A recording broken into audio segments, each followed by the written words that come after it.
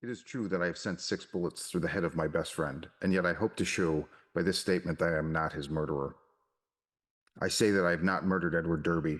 Rather, I have avenged him, and in doing so, purged the earth of a horror whose survival might have loosed untold terrors on all mankind. There are black zones of shadow close to our daily paths, and now and then, some evil soul breaks a passage through. When that happens, the man who knows must strike before reckoning the consequences. In Joe Lynch's new film, Suitable Flesh, Heather Graham plays Dr. Elizabeth Derby, a psychiatrist who begins to counsel a college student named Asa Waite. Elizabeth is drawn to Asa because he believes his father, Ephraim Waite, is attempting to use an ancient spell to steal his body. Bruce Davison plays Ephraim Waite, and Barbara Crampton plays Dr. Daniela Upton, a colleague and longtime friend of Elizabeth's. It is to Danny that Elizabeth goes as she becomes embroiled in an affair with Asa that soon reveals there is something much more sinister at play than she would have at first ever allowed herself to believe.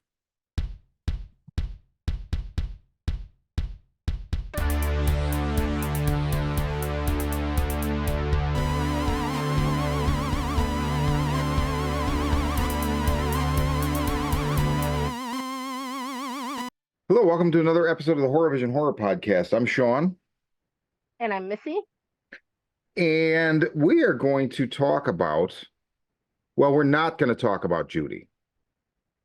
We are going to talk about Howard Phillips Lovecraft, specifically through the lens of Dennis Paoli. So, horror fans will know that Dennis Paoli is the screenwriter who wrote the original Reanimator, From Beyond, Dagon, or Dagon, depends on how you say it. So basically, Stuart Gordon's Lovecraft movies, this man wrote them. He wrote a bunch of other stuff as well, but I want to focus on this. And there's some like The Evil Clergyman, which I've never seen, and Masters of Horror, blah, blah, blah. Which I believe was also Lovecraft. Castle Freak. I mean, it just keeps going. So if it's Lovecraft and Stuart Gordon directed it, Dennis Paoli probably wrote it. And we're going to talk about a movie he wrote for Stuart Gordon that Stuart Gordon died before he was able to make for a smattering of reasons. Missy, what is the name of the movie that we're going to discuss today? Suitable Flesh, made in 2023, based on an old Lovecraft story, The Thing from Beyond the Door? The Thing on the Doorstep. The Thing on the Doorstep. One of Howard's shorter tales, yet still, I just finished rereading it this morning. Man, that man needed an editor. You could condense that fucker down. It would be a lot more effective, I feel like. But still, it's, if you like Lovecraft, you like Lovecraft. I mean, there's so many problems with Lovecraft, right? But not a bad story. I hadn't read it and I couldn't even tell you how long time. And a lot of those, there's just a lot of his stories that kind of commingle for me. Like Whisper in the Darkness is another one where I'm like, I remember parts of that as Thing on the Doorstep and vice versa, blah, blah, blah. But Suitable Flesh is an adaptation of The Thing on the Doorstep. And Paoli originally wrote it with Gordon in mind. And Gordon spoke to Jeffrey Combs. Originally, the protagonists in the story were the protagonists in the adaptation, and that's Edward and Daniel. Okay. And Combs didn't want to do it because it's, as with a lot of like Reanimator, beyond, definitely From Beyond, lots of sex, like eroticism and murder, torture, horror are just intertwined. And Combs was like, man, I got a wife. Like, I read this screenplay. So, and I'm getting all this information. From the latest issue of Fangoria magazine, because Michael Gingold, longtime Fangoria creator or contributor, has a great article about Suitable Fletch. And not suitable. Did I just say Suitable Fletch? That would be the Lovecraft Fletch universe adaptation I'm working on. Oh, no thanks. Yeah, seriously. But yeah, so Combs turned it down and it kind of languished. Stuart Gordon unfortunately passed away, and Barbara Crampton kind of shepherded this over to Joe Lynch. She took over as a producer, and Joe Lynch came in and got it done. And Missy, what did you think about Suitable Flesh? Well, first, I I'm not a Lovecraft person.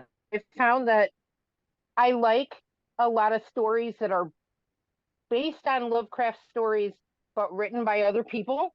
But I Hmm. don't like reading Lovecraft himself. Hmm. Um, I can't imagine I think why. he had brilliant ideas, but just the way he writes is very long-winded, and it's not my jam. Um, and I did not realize that Dennis Paoli has written the pretty much every Lovecraft movie I've seen that I genuinely liked Yep. were apparently all written by Dennis Paoli, which I did not know. But I was getting heavy Reanimator vibes from this Yep. movie, which I didn't expect going into it because I don't know. I tend to look at Lovecraft stories as feeling much more like Dagon than Reanimator, because Reanimator has like this quirky offbeat vibe to it that whereas most of the other Lovecraft stories I have encountered are very bleak, and this has that weird, quirky, almost sense of humor to it.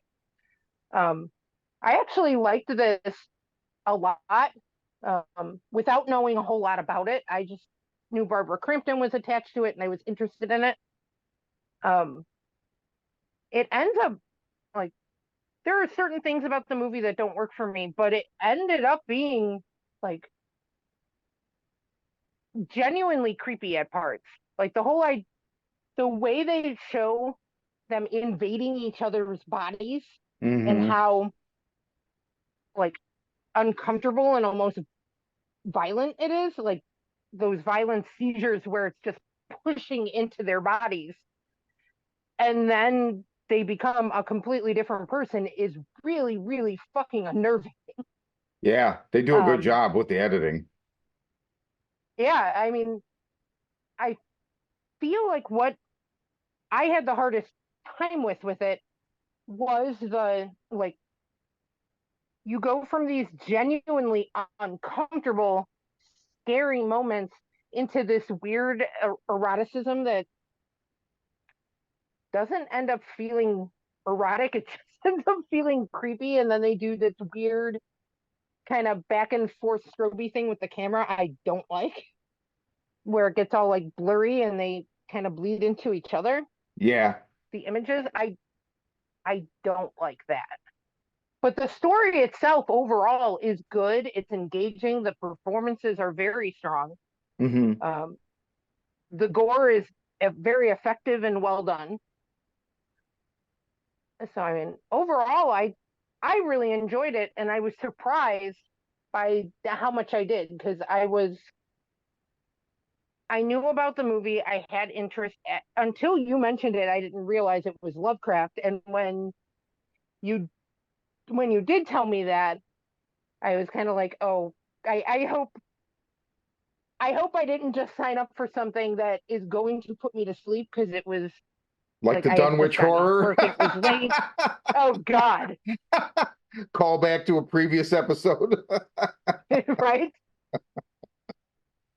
Oh, I have never had such a hard time just getting through a movie as I did with the Dunwich Horror, but that is Yeah, a it's pretty completely rough. different episode. We love you, Ray. We just don't love that movie. Yeah. Um, but it wasn't slow at all. It's pretty.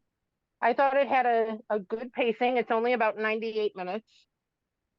And it didn't really feel draggy or anything like that to me. I know you had mentioned you had a hard time with it in the beginning, which I'm curious about, but I jumped right in and I was good. I was entertained and engaged through the whole thing.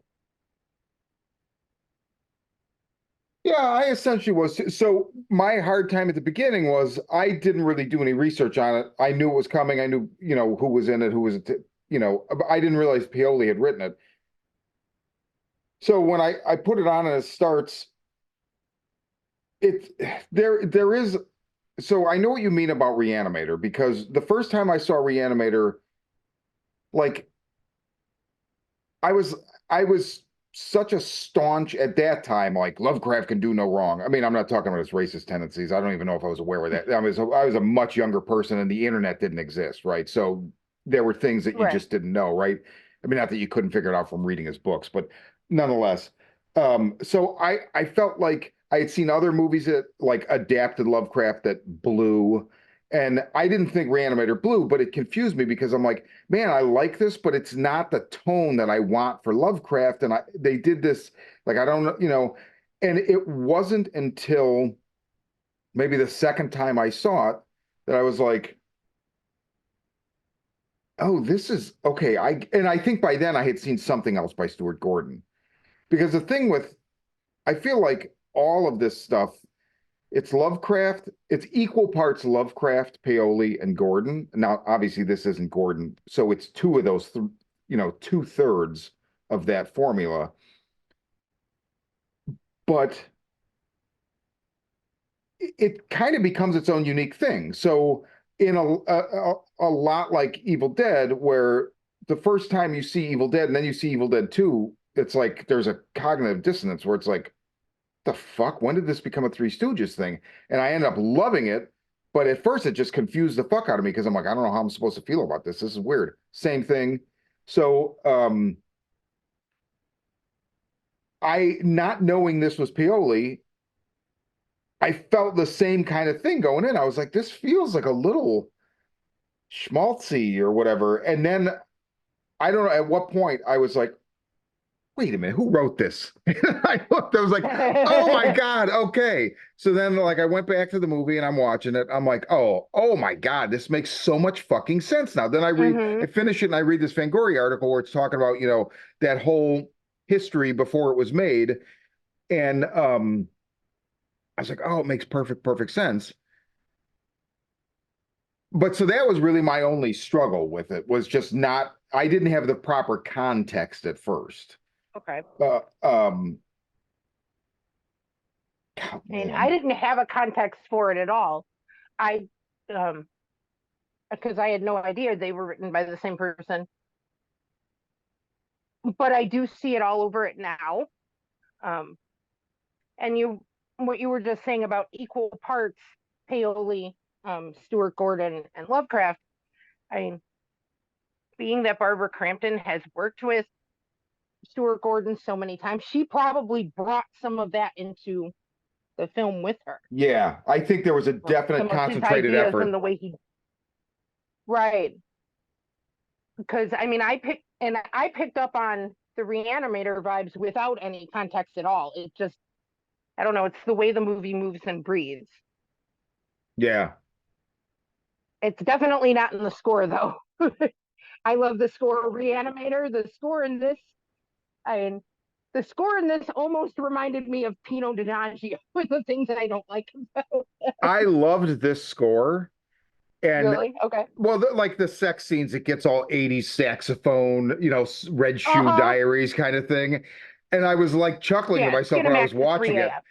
And it was, I mean, it was intentional, right? So that's part of the like kind of like goofiness of it. But Mm-hmm. I didn't think until just a few moments ago to look and see who did the score, and I'm totally fucking blown away because it's Steve Moore from Zombie who did VFW, Oh, Bliss, Christmas Bloody Christmas, Mind's Eye, Mayhem, The Guest. I mean, like he damn. yeah, and on top of being in Zombie, and so I would have never. Now, if I go back and watch this again, maybe I'll pick that up. I don't know, but I mean, I definitely didn't get it at all. But I mean, obviously he's talented enough to work outside his kind of wheelhouse. But it definitely was intentional that they used those like the saxophone parts and Mm-hmm. and I definitely see what Combs meant And I'd seen Gordon talk before about nudity and sex in his movies and in his work and how it like introduces a certain vulnerability and blah blah blah blah blah. And you see it in all of it's funny, strangely, the movie that him and Paoli then did that bears next to no resemblance to either of these is Dagon because it is so fucking fierce. Like, and Yeah, I remember seeing that at the HP Lovecraft Film Fest in I was with San you. Pedro years. Were you okay? I was just going to Yeah, ask, were I was you with you. okay? And I remember it had been a long time since I'd seen it. Well, not a long time, but a couple years. Hmm. And I was like, oh yeah, Stuart Gordon was there, right? And then at the point in the movie where they butcher the old man, the old drunk, and like remove his skin, I was Hmm. like, holy fuck, this is not what I had seen it before, but I had just forgotten how visceral it is. I mean, I don't think there's any humor in that movie whatsoever. No, there's not. And that tends to be what I expect from a Lovecraft story. yeah. But I prefer I prefer the quirkiness of Reanimator. Um, I loved Reanimator for for years before I even really realized what Lovecraft stories usually are. Like, Hmm. and that I didn't um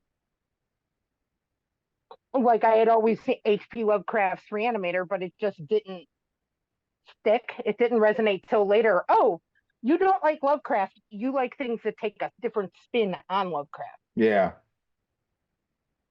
So does this movie compare? Like, is it close to the story or is it a lot different? It's actually extremely similar. It starts with Dan or Danny in the movie, right? So it's Dan narrating how he shot his best friend Edward 3 times in the face, I think he says, but he didn't actually shoot his friend. He avenged him because it wasn't his friend. And so they go into this story where he, in a very long-winded Lovecraft way, sets up who Edward Derby is, and you know all this stuff, and then he meets Essenaeth. I had to look that name up to know how to say it because Okay. I've encountered it quite a bit in the last couple of years, and I was like, I have no idea how to say it. And it ends up, Essenaeth sounds almost like a fucking Lovecraft monster or word. So, but I believe it's a real name. Right. So good choosing, Oh, okay. Howard. He meets her, and then it's not the thing with the three, the chant or whatever. They did a very Hmm. good job modifying it for this movie to streamline it. It's more like he lives with her, they get married, and then he starts being seen around town, driving when he didn't drive before, or doing this or doing that, and people start talking, and then Dan begins to suspect this because he at one point, exactly like in the movie but under different circumstances, he's Edward is pleading with him. He's like, she's taking my mind, she's going, after the Sabbath she'll do a sacrifice and it'll be permanent, and I'll be trapped in her body and she'll be in mine, blah blah blah. She wanted to be a man, and so it also does the thing where, because the whole thing is with all of this material for the listeners, if you're listening to this, you've probably seen this or at least remotely aware, but Essenaeth Waite is a very historical last name slash family lineage in Lovecraft stuff. Um, so Essenaeth's father, Ephraim Waite, he actually dies, and then what it turns out is I feel like the movie implies it's not even Ephraim. It's something that's been hopping bodies for Right. a very long time. It made it to her Hmm. dad, or in the case of the movie, his, because they change SNAF to Asa. They make Edward Elizabeth. They make Dan Danny, and then they swap the gender on the femme fatale, which Joe Lynch talks about in this article in Fangoria, which I thought was pretty brilliant. And it's a kid, right? Well, it's a college student. Did you recognize the actor?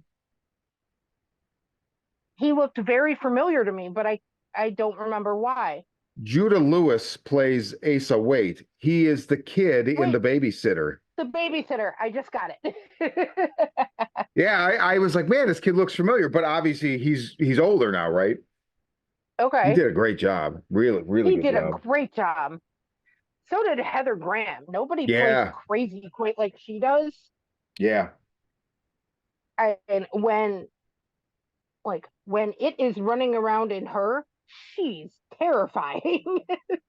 yeah, But I mean, they both did incredible because there is no doubt when you're dealing with the actual person or the body hopping monster. Like they almost feel like completely different actors. They yes, change them. They change themselves so much. Their demeanor, their dialect, everything about them changes. Posture. I thought they were incredible. I liked the duality a lot and how when we do get glimpses of the real person trying to push back in, while it has this quirky sense of humor, it builds the tension very well. And you really, as the characters are becoming more hysterical and oh my God, it's going to be the third time I won't be able to get rid of it. Like you feel it, you feel the anxiety building with it and their hysteria as it ramps up and the idea of something basically raping your mind and pushing itself into your body to just yeah, take over your life is horrifying. yeah. I mean, the juxtaposition with the weird erotic scenes, though, I those are the things I have the most I have the problem with. They're not. I mean, it's not that it's. I mean, I don't care about nudity or anything like that. They just they change the pacing in a way I don't like that I would have liked more. I liked more of that I'm losing control, I'm trapped Hmm. feeling. And then if they had stayed on that train of thought, I think it could have been a genuinely scary movie. And because it's broken up with the Skinamax saxophone sex scenes, it just breaks it up. It I can kills see the that. tension and then it has to ramp back up again. See, I felt a lot of tension from those scenes because I feel like for instance, so they also use Jonathan.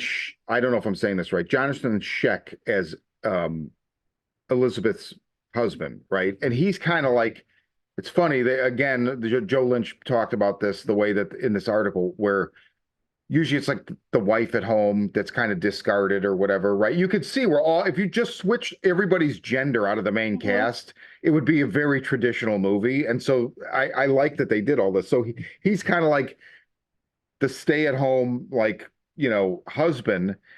And the scene where Heather Graham comes back, but she's now the being that has been possessing people. So she's not Elizabeth Mm-hmm. Derby. And she's already previously, like, as Elizabeth Derby, told him that she slept with her patient, right? And he was like, I can't even look at you. So they're estranged Mm-hmm. at that point. But she totally seduces him. And I felt like it was a scary seduction scene. I don't know. There's a point where it's like sex undermines people's better judgment, their inhibitions, and really like bad things can happen because of that. And like, so in her case, she cheated on her husband and allowed this thing into her, which now so I mean, it could also be looked at as like a metaphor for an STD, but I think it's way too complex for that. But I mean, there is an element, on a very basic level. Mm-hmm. Um, but I don't know, there's something about those scenes because even the first time Asa, which isn't Asa anymore, it's the being, has sex with her, Mm-hmm. you like it's erotic, but it's charged with this danger and terror. So like I didn't think it broke the pace. I thought it like actually turned the tension up. and then you get into the editing with the like the almost Jacob's ladder, like chopping back and Hmm. forth and like overlapping. Like there were elements of like Possessor in there too. Some of the those kind of visual ideas of melding the two images of the people. It is a little bit undercut by this, like the saxophone, like a little bit. But I feel like if I'm not mistaken, that starts those scenes and then doesn't go all the way through. I think upon a second viewing, we'll see that like it sets it up so it seems a little bit more innocuous, and then as that amps up the kind of terror element of it, the music changes as well. I'm Okay. just guessing. I don't specifically remember, but I also don't remember. I remember those scenes being effective, and that would probably make them Okay. ineffective. Well, I know that the saxophone definitely starts it, but I Yeah, don't know if it, and because that is when I would always become aware of, oh, here comes another one. yeah, yeah. Very Pinot Donaggio. Right, and that's what made me start thinking about Pino Donaggio, because that's usually when I find out that that's who it is that it ramps into like the 80s saxophone, and it sounds like soap opera music, and it Yeah. doesn't feel like it fits my horror movie. And then I look it up, and it's Pino Donaggio again, which it wasn't this time. I also look at it as like that the 80s saxophone, Red Shoe Diaries is in its own way taking a nod from noir, even though it's watering down. It's not noir, but it's taking a nod from noir. And Lovecraft and noir mash really fucking well. So I think it was more like with that intention, but also at the same time, I think it was aware of what it was doing, and that's why I have a feeling going back the score, especially knowing Steve Moore's scores. I mean, if I'm not Hmm. mistaken, like think of Christmas Bloody Christmas, the sex scene in that. Well, that's cut short by the Killer Santa, but like it doesn't have saxophone, but it has that like very like I don't know, it's a 80s very ballad, or or like 80s it's hair just ballad. it's sultry. Like the guitar gets sultry, and like I listen to the score all the time, and I know the sex music when it comes on. I'm like, oh yeah, it's sex scene. Uh, so I think those are also just and because Lovecraft, like even though this is a modernized version, Lovecraft actually wrote in the time of noir, so it's kind of part and parcel. Um, Okay, that's a cool way to think of it. Like I really love noir kind of stories. I didn't. Well, now that you're calling it out, I can see it. But I, because this isn't, I mean, it's bleak subject matter, but the movie itself doesn't feel like it's not bleak like Dagon is. no, not at all. Um, it's brightly lit. It's got this overbearing music. I, like it uses a lot of bold colors that draw your eyes. Hmm. Um, so I didn't catch it. The noir lens, I guess, but it makes it sit. Thinking about it in that light, it bothers me less. I think I could totally I think a lot of this stuff is context, and I think that's a lot with Lovecraft too, because at the end of the day, some people will take to this, some people won't. But also, you and I are the kind of people, like everyone on the show is the kind of people that are the kind of people that you don't judge a movie by your first impression because Mm-hmm. I mean, maybe occasionally, but for the most part, like I'm always willing to go back and give, I just rewatched Tusk for God's sake. I mean, that should say something. So when I watched this, it was under the pretense of we're all compiling our best of lists for the next episode. So when this airs, the next episode after you're listening to this will be the Horror Vision best of or favorite, of 2023. And this was one I was like, oh shit, I forgot about this because it was at Beyond Fest. I could not, it was my second most anticipated movie of the year coming into this year behind Infinity Pool. And it just it didn't get a big rollout. It was at Beyond Fest, but it was like I couldn't make it work because it was either go see When Evil Lurks, VHS 85, and Adam Chaplin at one theater or go to another theater and see Suitable Flesh. And I forget what the other movies were. And I'm like, we can't make it across town in time to see one at one location and the other at the other. So Hmm. we got to pick, and I feel like I picked right. When Evil Lurks was definitely, Yeah. I had no inclination that would be the movie to me that it is. And this, while I did really like,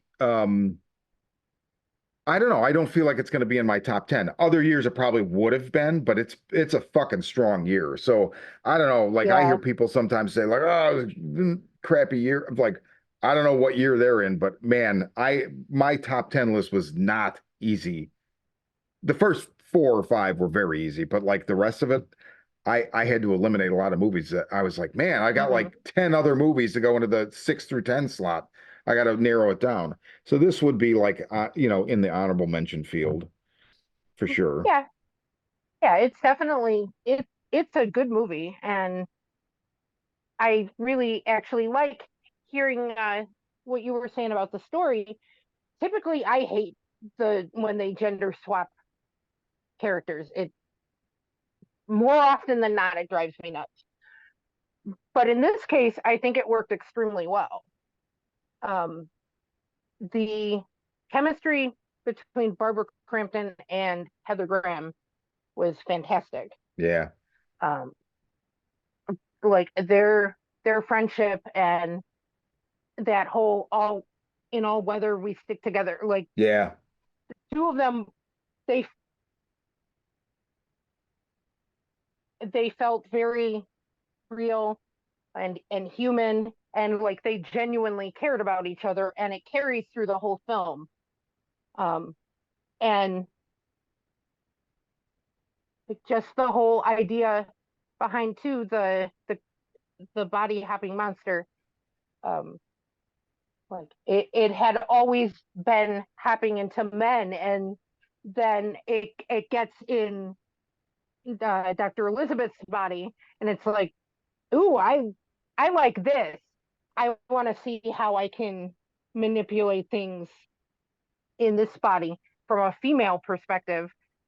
And again, a lot of times the when they do stuff like that, it feels really heavy handed to me. And here it almost felt empowering. So it had a much different energy than I would ever have expected from a Lovecraft story. And their bond, the two female leads, the bond between them carries through the whole movie and makes it feel relatable. You care what happens to them. You care as they're trapped in each other's bodies trying to convince their friend that no, I realize that I am a teenage boy in front of you, but I'm in here, and you believe that they have that kind of relationship where they can figure it out.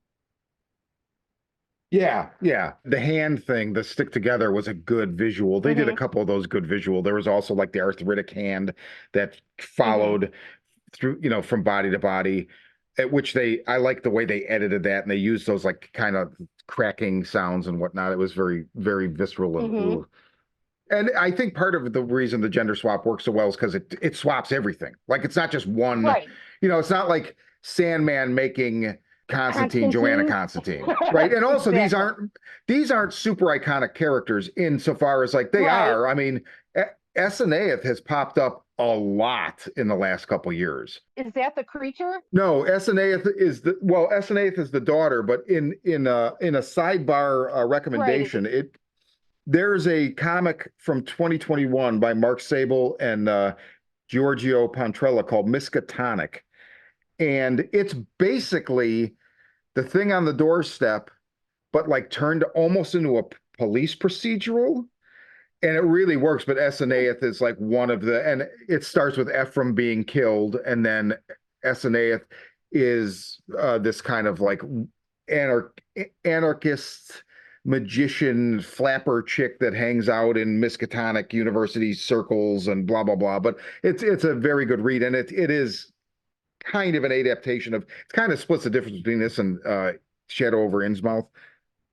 But to the gender swap thing. In the book, you track the thing through Ephraim, and then you realize it's now in Esaneath, and now it wants to get into Edward because it feels the female form is inferior. It doesn't actually, Lovecraft doesn't actually say that. It says something like he wanted a male form because he feels like male brains have a disposition to cosmic energy or something. I forget how he puts it, but it's still essentially Lovecraft being Lovecraft and kind of being a misogynistic, I mean, he's bigoted in many ways. And so he's basically saying like this thing is trapped in this woman and doesn't want to be in a woman, it wants to be in a man. And so I like the fact that in this, it's the exact opposite. It actually says in that that the what you woman referenced, it's more powerful.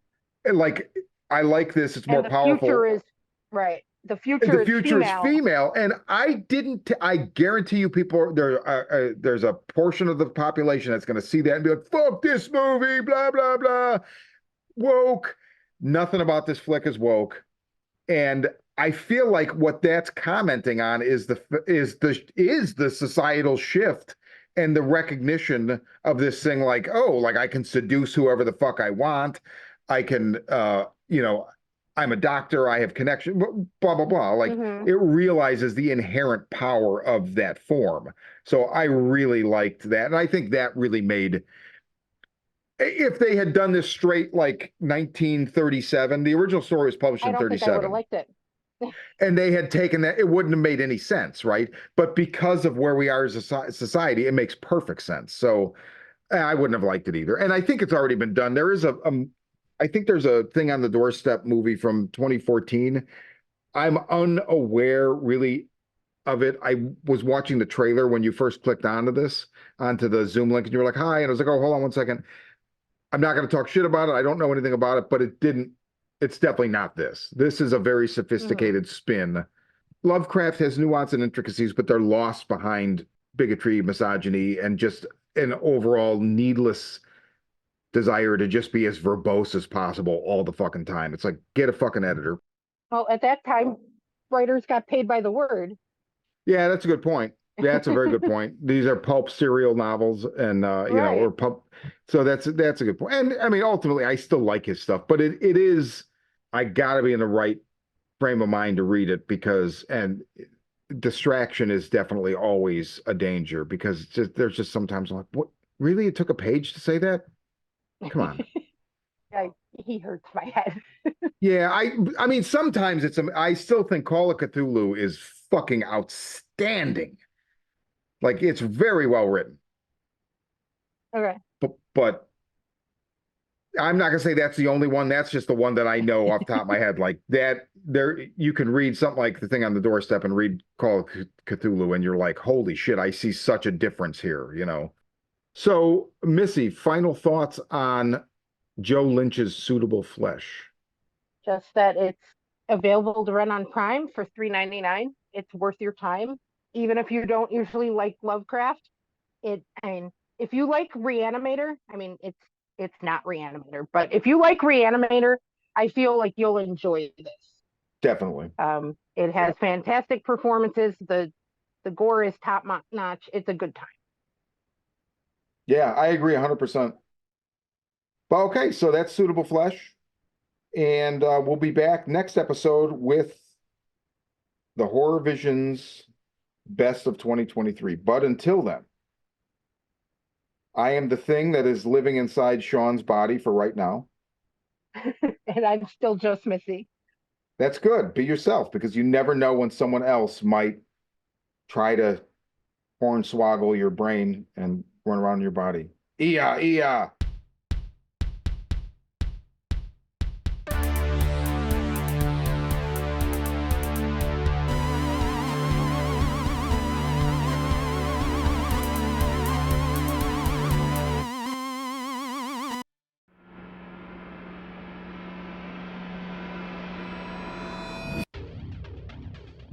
A pandemic of violence floods the streets of major cities as cases of the media-dubbed murder virus, MV20 soar, causing those infected to go on killing sprees.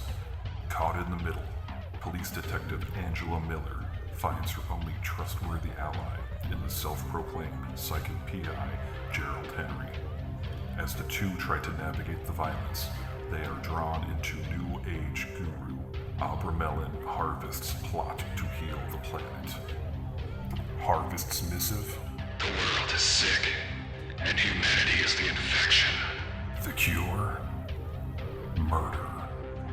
From the twisted mind of Shawn C. Baker, author of A Collection of Desires and Shadowplay Book 1, Kim and Jesse, comes his most vicious novel yet, Murder Virus. Available where books are sold.